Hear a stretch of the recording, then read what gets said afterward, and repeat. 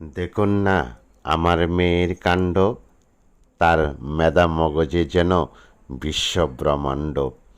আজ কোরবানির গরু কিনতে যাব, মেয়েটা দৌড়ে এসে একটা প্লাস্টিকের ব্যাগ হাতে দিয়ে বলল, আব্বু, আমার স্কুল টিফিনের টাকা, সালামির টাকা এবং প্রায় তোমার মানিব্যাগ থেকে নেওয়া টাকাগুলো আমি এই প্লাস্টিকের ব্যাংকে জমিয়ে রেখেছি।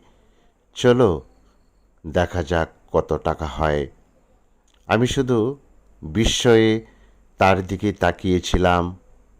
তারপর ব্যাংকটি করলাম। খুলতেই প্রতিটি টাকার নোটে আমি একটা অন্যরকম অদৃশ্য ভালোবাসার গন্ধ পাচ্ছিলাম। আর বুকের ভেতরে বহুদিন পর একটা হালকা হাওয়া বয়ে যাচ্ছিল। এ যেন কোনো বিশ্ববিখ্যাত কবির দরদ মাখানো সৃষ্টির ভেতরে হেঁটে যাওয়া। আমিও হেঁটেছিলাম কতক্ষণ। আমার মেয়েটা তো একটা সুনিপুণ কারিগর, যার ভালোবাসার ছোঁয়া বাবার কষ্টগুলো ক্ষণিকের জন্য হলেও তো দূর হয়ে যায়। কি আমার মেয়ের জমানো টাকার ভালোবাসার হিসেবটা নেবেন না?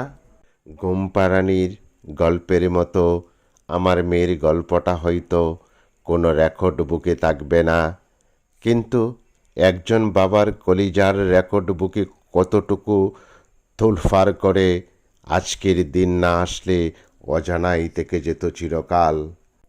হিসাব প্রায় শেষের পথে, কিন্তু কোরবানির জন্য আমার মেয়ের জমানো টাকা হিসাব আল্লাহ তুমি রহমতের হিসাবে বড়িয়ে দিও।